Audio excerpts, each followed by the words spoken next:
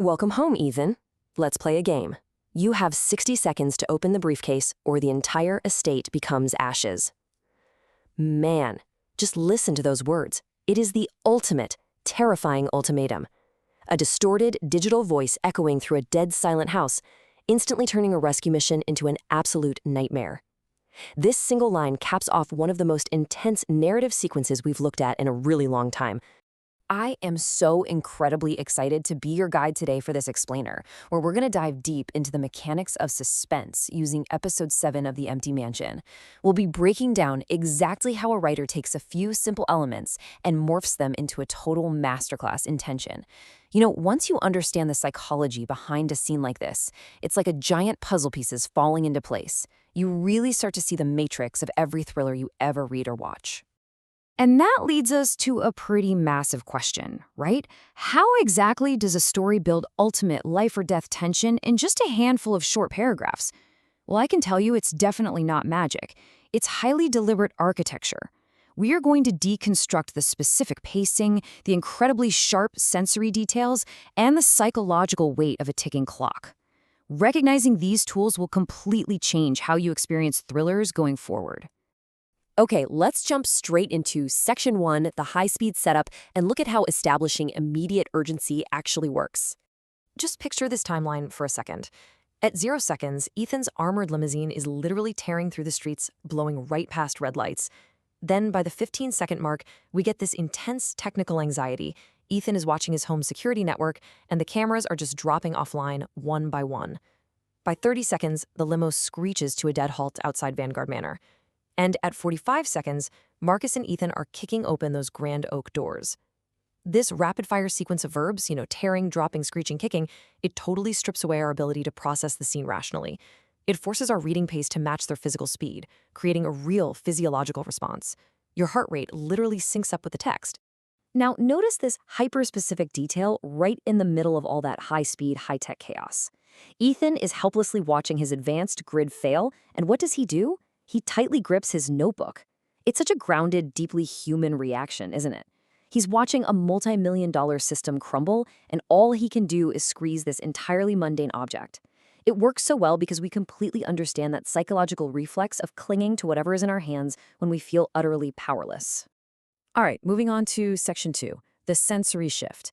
This is where we go from absolute chaos right into silence. So before they even step through the doors, Marcus runs a thermal scan and it reveals exactly 3 heat signatures inside Vanguard Manor. Just 3. It's a stark, ominous, incredibly precise data point that immediately sets the stakes. They know for a fact they aren't alone, but they have absolutely no idea who or what those 3 signatures belong to. Are they armed? Are they hostages? It's the sheer terror of incomplete information. Our brains naturally hate a vacuum of context, so when we get a specific number like 3 but no idea what it means, our imagination just rushes in to fill the blank with our worst nightmares. Just look at this sensory contrast here. We've just come from this wild, chaotic exterior, an armored vehicle screeching and tearing past red lights. It's loud, it's kinetic, it's frantic. But then they kick open the doors, and the interior of Vanguard Manor is just dead silent. The nanny is entirely missing. This abrupt shift from deafening noise to a heavy, unnatural vacuum, it completely pulls the rug out from under us. In suspense, silence is never just the absence of noise. It's a suffocating blanket warning us that something is terribly wrong. It is literally the terrifying calm before a very deadly storm. Which leads us right into Section 3, the silver briefcase, acting as our visual focal point. The narrative tells us the nanny is gone, but sitting right there in the center of the room is a single, sleek, silver briefcase. Notice how the author just strips away all other distractions here. The room is dead silent, the person they're desperately looking for is missing, and the narrative visually isolates this one single object against the massive emptiness of the living room. It acts like a spotlight. It instantly draws our complete focus and Ethan's focus to this sleek, unknown, metallic threat. And as Ethan approaches, he warns Marcus not to touch it because, get this, it's pressure sensitive. Think about what that does to the story. In this literary context, making it pressure sensitive is a brilliant narrative constraint. It literally freezes our characters in their tracks.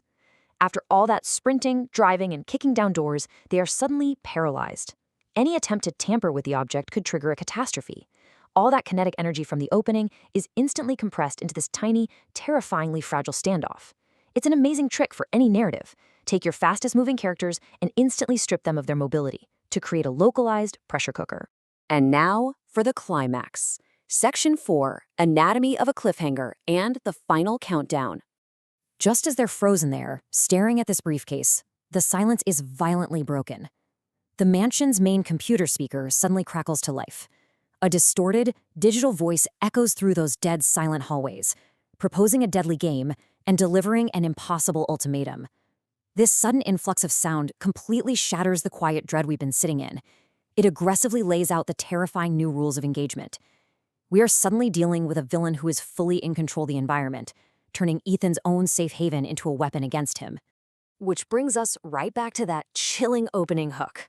You have 60 seconds to open the briefcase or the entire estate becomes ashes.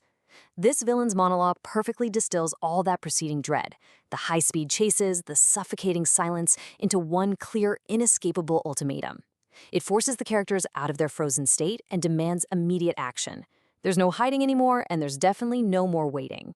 The absolute crux of it all is this ticking clock, 60 seconds. That number is now permanently stamped into our minds, just like it is for Ethan, and it perfectly seals the cliffhanger. It transforms an abstract threat into a measurable, rapidly depleting resource. It completely removes any hope for long-term strategizing or calling for backup because time is officially up. A numerical ticking clock like this is the ultimate catalyst. It shifts the genre instantly from a suspenseful mystery into a pure adrenaline-fueled survival sequence. So we have to leave you with this final, burning question. How on earth will Ethan survive the next 60 seconds? We've seen how efficiently just a few paragraphs can build incredible momentum, strip it all away into eerie silence, spring a paralyzing trap, and then drop a definitive ticking clock on us.